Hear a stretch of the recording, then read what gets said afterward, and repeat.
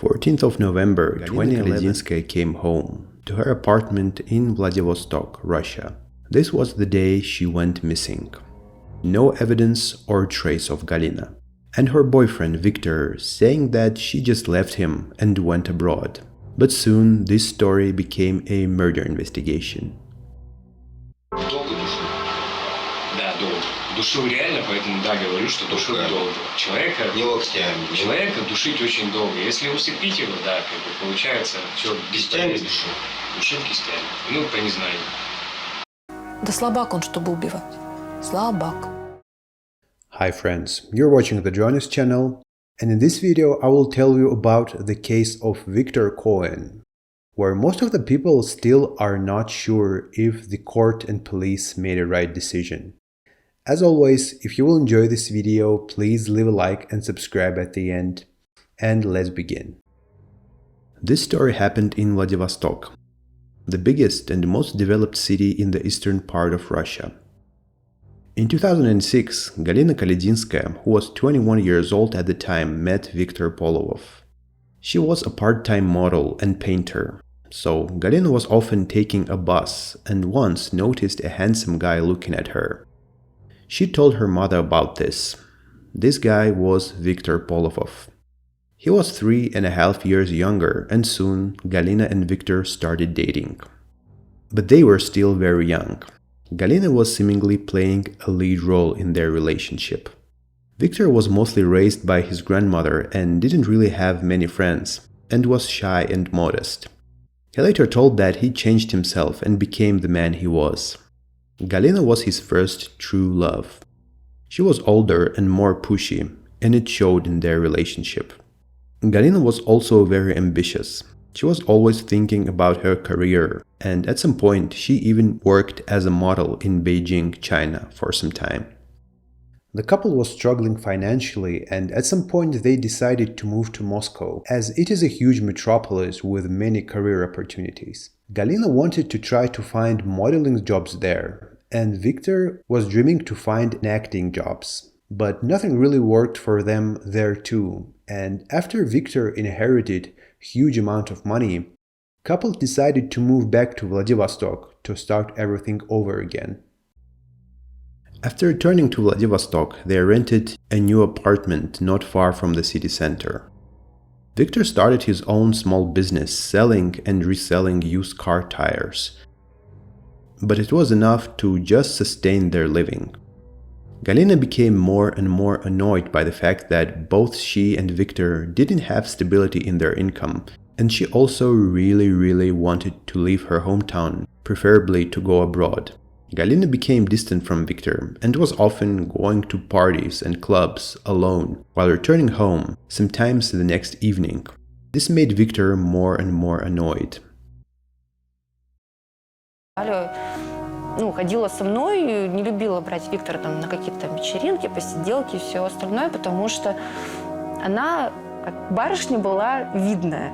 На нее все обращали внимание, знакомые ребята, незнакомые, даже какие-то новые. И мне кажется, что, не то чтобы это было приятно, но она это осознавала. Даже просто взмахнуть ресницами, там, не знаю, пол барной стойки упала бы. То есть я в какой-то степени даже не то чтобы ревновала, но я так немножечко было обидно, что я такого эффекта не произвожу, как она. Galina was also drinking a lot while trying to hide this from her boyfriend. Soon Victor started secretly seeing his new girlfriend, Tatiana, and he fell in love with her. Shortly after it, Galina went missing. Я ее подвозила на такси как раз-таки в ночь, на день ее исчезновения. И она как раз-таки говорила, не о каких-то конкретных планах, но о каких-то желаниях и недовольстве, то, что она уже устала от людей, она устала от компании, ей хочется поменять место, в общем, высказала желание о том, что ей хочется уже что-то поменять. Galina was talking to her mother on the phone every day, as they were very close, but one day she didn't answer the phone. It was on the day of her disappearance. That day, in November of 2011, 26-year-old Galina again returned home while being very drunk. Victor arrived shortly after it. He and Galina again started arguing, and Galina, as Victor later said, just left their apartment and drove away. Galina's father, Jan, was calling her every day, and when the next morning he tried to call Galina and she didn't answer, he decided to call Victor. Victor told him that they had an argument and ended their call. Soon Galina's mother, Yelena, called Victor too. He told that Galina left him and took 300,000 rubles from him, saying, "You will never see me again, don't look for me, and tell my mom that I'll be alright." At first, Galina's parents were afraid that she might have been abducted and reached out to police. Police detectives right away assumed that Galina just left Victor. They found his explanation of the day of the disappearance reasonable.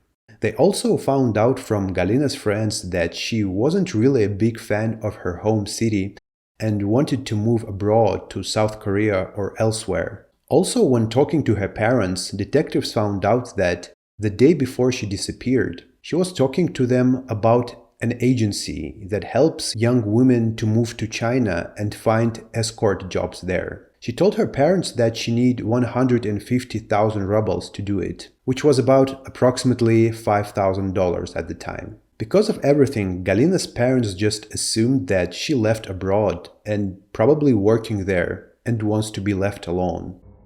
Few days after Galina's disappearance, Victor moved out of his old apartment to live with his new girlfriend, Tatiana. His friends later told that he was sometimes remembering Galina, and even a couple of times he made a joke that he killed her. Another friend of Victor noticed that when he was talking about Galina's disappearance, he was even smiling and never showed sadness or any other emotions.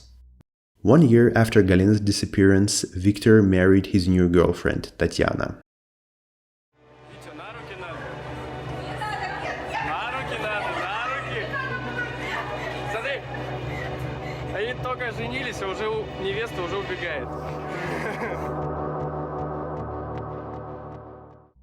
Not long before his marriage, Victor changed his last name to Coen, as he was a movie fan and loved the Coen brothers, who made his favorite movies.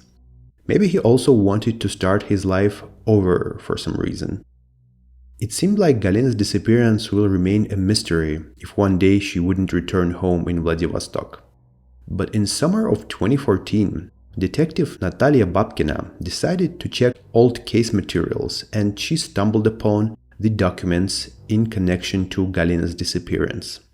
She thought that disappearance was strange, and Natalia and other detectives came to the conclusion that the case had many inconsistencies and need to be investigated again. Victor's testimony on the day of disappearance had some suspicious inaccuracies. When they checked the information from mobile phone operators, it turned out that when, by his own words, Coen was at his own apartment, his phone was located in the forested area out of town.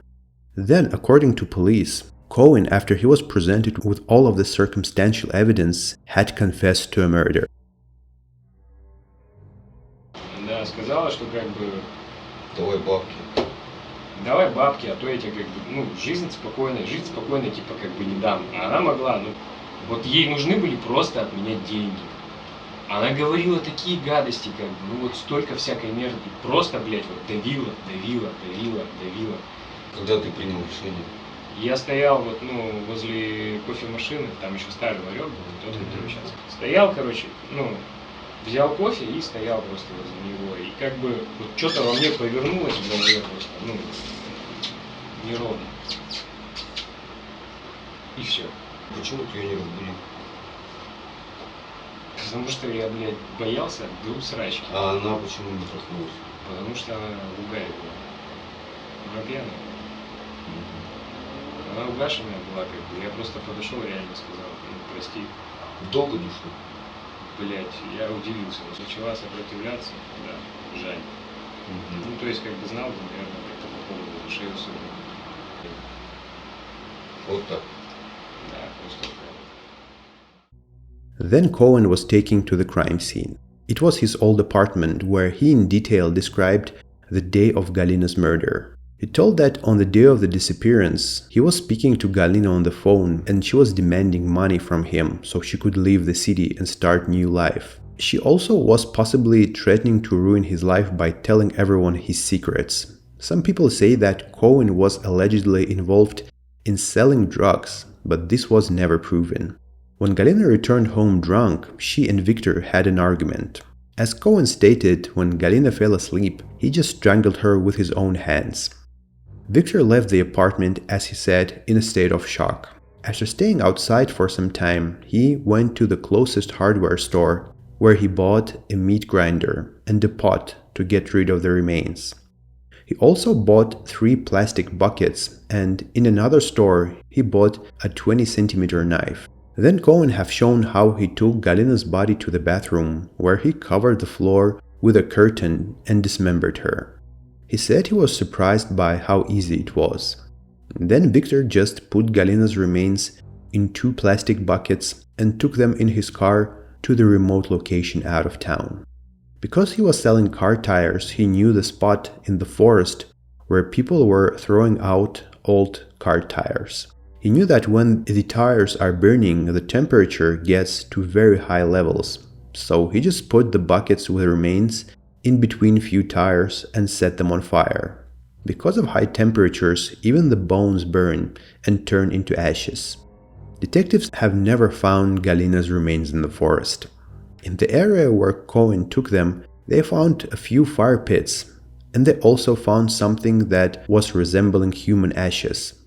But after the samples were sent to the laboratory, analysis didn't show any traces of human DNA. It was also established that it was actually possible to get rid of human body using car tires. It took a while, but still it was possible. Coen stated that he was burning the remains for a few hours. Obviously, after the confession, Victor Coen was arrested. The prosecution was preparing for trial, but 5 days after his arrest, Victor reached out to human rights activists in Vladivostok. He told that he was tortured by the police investigators, and this was the way they got the confession out of him. Activists visited him in prison, and they recorded Victor telling about how he was tortured. Начальник этого отдела. Он держал пакет, то есть, скажем так, руководил всем этим мероприятием. Он затягивал за спиной, в районе шеи их, то есть, перекрывал тем самым дыхание, доступ кислорода. Непосредственно перед этим он еще наносил мне удары по голове, сам Дмитрий Мун. Мне угрожали применением насилия, связанного, полового насилия к моей жене, которая находилась также в этом здании. The police department where Victor was taken to had a bad reputation among the people of Vladivostok. They were basically calling it a torture chamber, where officers used different illegal methods to get people to confess to crimes. That's why they were solving almost all of the cases they were working on. Victor told that the lead investigator, named Dmitry, and other detectives were putting a plastic bag on his head while he was handcuffed, and was taking it off only when he was passing out. They repeated it many times. Also, as Victor stated, Dmitry was hitting him on his head. This fact was indirectly discussed during the interrogation.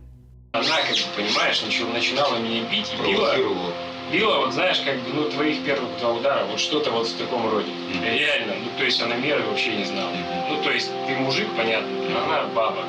Прикинь, сколько ей надо силы всадить, чтобы так получилось. Also on this footage, where you can see Victor confirm all of the testimony that he gave, you can see him react weirdly when he's asked, was he in any way pressured to give that testimony? Представьтесь, пожалуйста. Оказывается ли на вас психическое или физическое давление со стороны правоохранительных органов? Показания даете добровольно?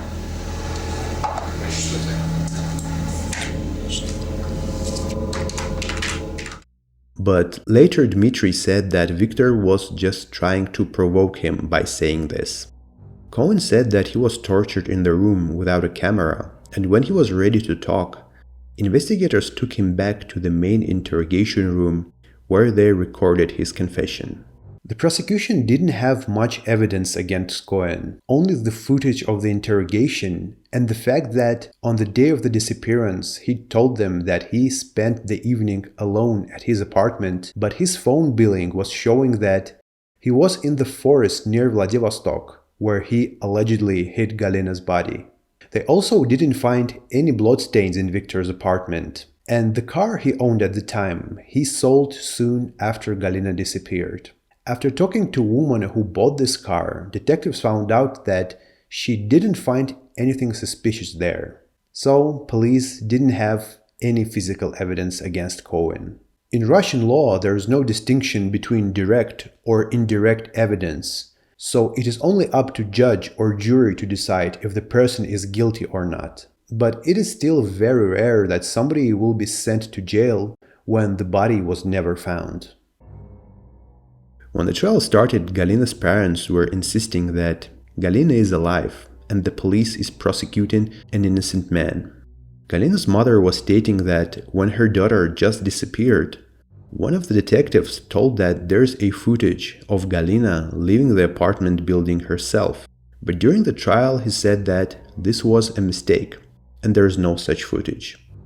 21st of June 2015, Victor Coen was sentenced to 9 years and 9 months in prison for the murder of Galina Koladzinskaya. He was insisting that he is innocent and his wife Tatiana was on his side. After the first sentence, Victor filed an appeal and the higher court reversed the first decision, and the Victor's case was scheduled for another court trial. People of Vladivostok who were following the case also didn't believe in Coen's guilt. Some of them rallied near the courthouse in support of him. Coen's case became widely discussed in Russia. It became main theme of different TV shows, and most of the audience members believed in his innocence. Some people on those TV shows stated that they saw Galina after the disappearance. It wasn't people that were close to her, just acquaintances. Someone even saw her at the airport in Moscow. This man said that he called Galina by her name and she turned around, but then he lost her.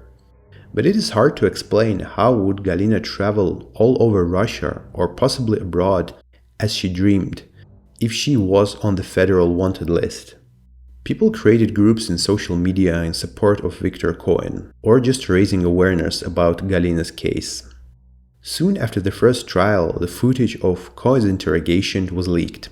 Possibly it was done intentionally by the detectives to stop the people's outrage. Despite the fact that on the interrogation Coen talked about being hit in his face by detectives, you can see him telling about the murder seemingly with honesty and with details that were unlikely to be known by an innocent man.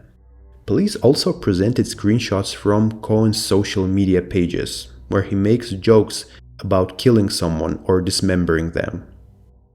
Like this post, where Coen posted a picture saying, "If you love to get cocky, you better love going in the forest in different plastic bags." Then he himself posted a comment to this post, specifying, "in buckets."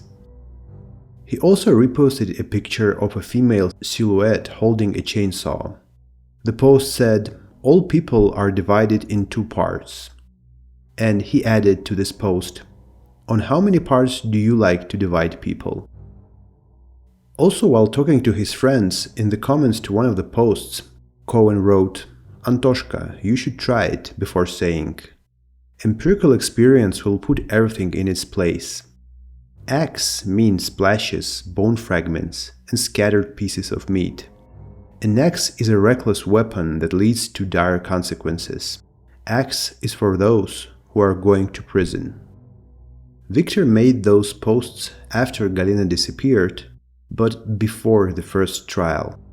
There was also a footage of the interrogation of Tatiana, the wife of Victor.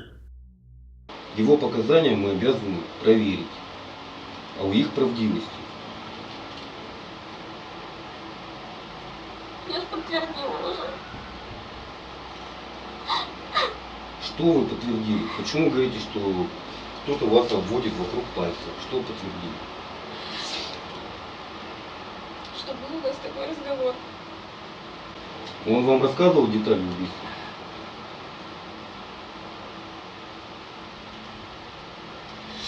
Место сокрытия трупа он вам указывал? Сказал в лесу. But later, Tatiana didn't show any signs that she doesn't believe her husband. On interrogations, Coen said to investigators that some time ago he told his wife, while he was very stressed, about the murder, but she didn't believe him. Probably all of those videos and screenshots were leaked by police to avoid public outrage. Soon after Coen was jailed, his wife Tatiana started distancing herself from him. And allegedly she was asking him for divorce, but Coen refused to do it, so she would continue attracting attention to his case. But soon Tatiana posted on her social media she is no longer married to Victor, and now she doesn't want to have anything to do with this case. On the second appeal trial, Victor's defense even brought a witness who stated that he saw Galina in a hotel in a small town 80 kilometers off Russian-Chinese border. This man said he heard Galina talking about her life in America and that she even acted in some movies there. But even the appeal court upheld the first decision and Coen remained in prison. Because of everything that was leaked, including screenshots from his social media and interrogation footage, public slowly forgot about Coen's case, and probably most of the people assume now that he is guilty. Victor Coen is still in prison and will be released in year 2024. Thank you so much for watching. Again, if you enjoyed the video, please subscribe to the channel, and I hope to see you in the next one. Bye.